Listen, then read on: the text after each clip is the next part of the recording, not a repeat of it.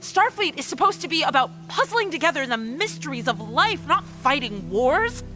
I don't want to be a general. I don't want to send my friends off to die. I just want to be an ensign. If it was good enough for Sito, then it's good enough for me.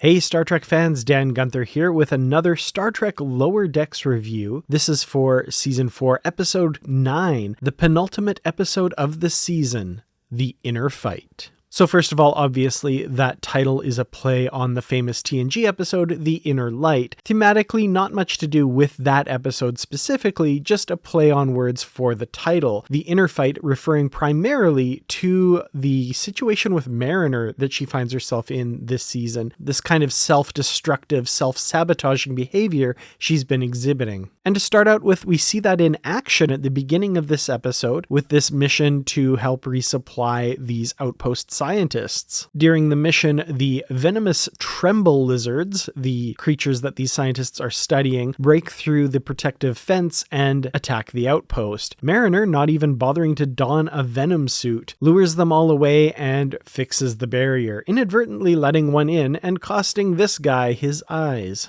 When we come back from the opening credits, Mariner's self-destructive behavior has not escaped the notice of the captain, who calls her friends into a conference to talk about the problem and what they can do about it. It's here we get an outline of the mission. This has to do with the mysterious attacker over the course of the season. Apparently, it is now targeting former Starfleet officers, and the Cerritos has been assigned to find and apprehend Nick Locarno. Now, if you don't remember who Nick Locarno is, he was played by Robert Duncan McNeil in the TNG Season 5 episode The First Duty. This is the character that basically served as the template for another character later played by the same actor, Tom Paris, in Star Trek Voyager. Captain Freeman, however, does not want Mariner involved in the Locarno mission and instead tasks her friends with finding a safe mission for her to be on, and they set off to repair a space buoy in the Sherbal system. Now, of course, this mission proves to be anything but safe when they are attacked by a Klingon bird of prey.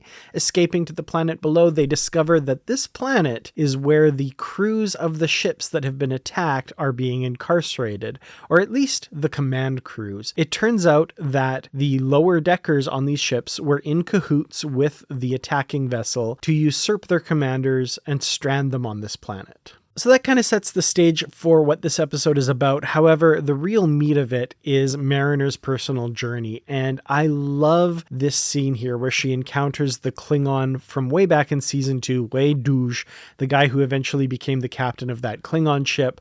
We thought he was destroyed earlier, but of course he was just captured. This is Ma'a, one of my favorite secondary characters we've met over the years.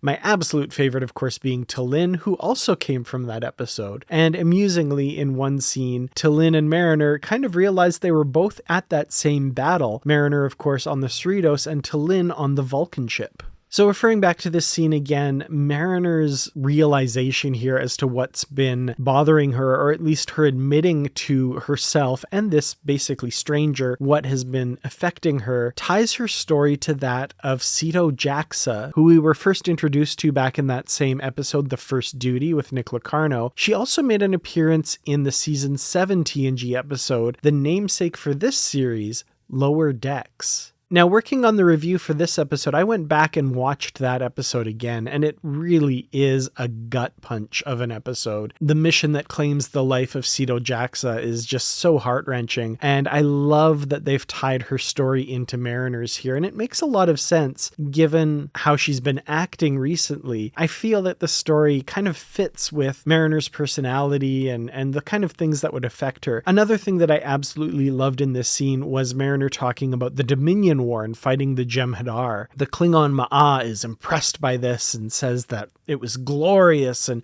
he wished he could have fought them. And Mariner's response is basically, no, it wasn't glorious at all. It was horrible.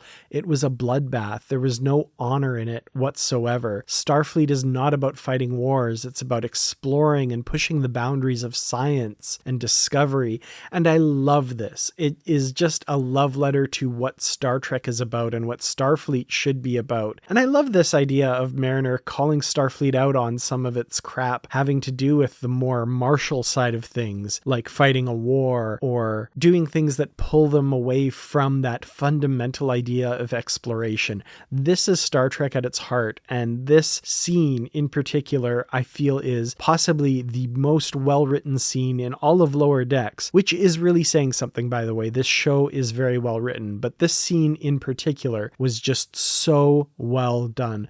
Kudos to Mike McMahon and the rest of the team of Lower Decks. Bravo. I also love that Ma'a's first idea, of course, is to attack the people who are protecting this sensor array that can be repurposed to a distress call. But Mariner says no, they have to do something more difficult. And instead, she decides to try and make peace among them and have them all work together. Again, very Starfleet, very Star Trek. Tendi also has a great turn here as the mistress of the winter constellations, confronting the Orion captain who's about to attack Mariner, telling her to stand down. I love whenever Tendi kind of gets to be front and center and have her Orion side show. As much as she doesn't really appreciate that side of her, it's a part of who she is as a character, and I love every facet of Tendi's character. So whenever she gets to take center stage, I love it. Other great lines in this section is when the Orion says to Mariner, "You're worse than the Romulans," and the Romulan in the background just says, "Hey!" Funny stuff. I love that. So meanwhile, while all of this is going on, we also have the mission of the Cerritos, and they're trying to track down Nick Locarno. They visit this lawless planet, New Axton, and as you watch, you kind of get the feeling that Freeman is throwing her weight around as a Starfleet captain, and nobody is responding to it. Everybody is kind of treating them like, oh, you're in full uniform, of course. We're not going to give you any information. We're not going to let you come in and question the people you need to talk to, etc. Instead, we see this mysterious bounty hunter who's actually getting in where they need to go and getting all this information and stuff. And of course, the twist at the end, Freeman has actually outsmarted everybody involved, and this mysterious bounty hunter is actually Billups. I loved this reveal, didn't see it coming. Very, very well done. Lots of little bits to love in this. First of all, along with the sensor array in the other part of the story, this whole planet has a very Star Wars feel to it, a very Tatooine vibe, and the bars look very much like something right out of Star Wars. We also get this information broker who looks exactly like the Baylock puppet from the classic episode The Corbomite Maneuver, and of course Freeman assumes that he is a puppet and treats him accordingly. However, Rutherford scans him and says he has all kinds of internal organs, he's not a puppet. Another little twist I kind of loved, that this guy still moves and acts exactly like an automaton, but he is actually a real life form, possibly the species that the Baylock puppet was originally based on. So having gotten the information via Billups as bounty hunter, they make their way to where they've discovered Nick Locarno is hiding out, and there they find evidence that Nick Locarno himself is actually behind all of the attacks. And at the same time, Mariner is transported off of Sherbal 5, only to discover Nick Locarno himself. In Mariner's absence, the Klingon Ma'a leads the rest of the people who are stranded there in a daring attack on his own bird of prey. When it enters the atmosphere and comes down to destroy the station, they leap aboard the ship and take the ship back from the mutineers. I loved this. This was such a great sequence. And even Ma'a just going to town on the usurper that has taken his captaincy, to the point where even his fellow Klingons seemed kind of shocked at the brutality. This was kind of almost out of left field, but I really liked this for some reason, that he was just so motivated, of course, to take back the ship from these traitors. I guess maybe there's some light cannibalism going on here too.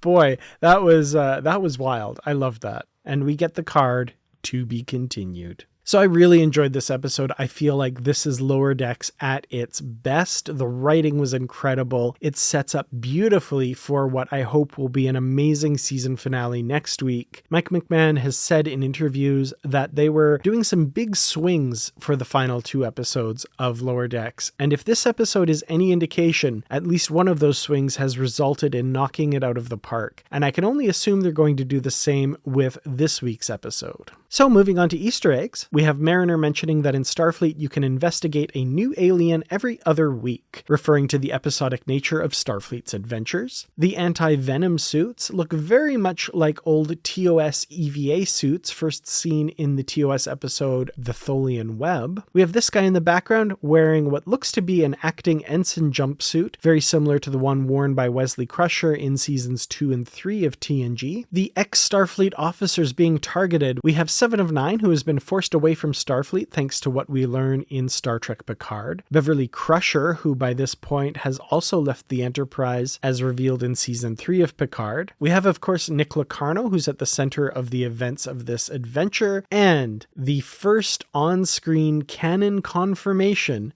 that Thomas Riker is alive.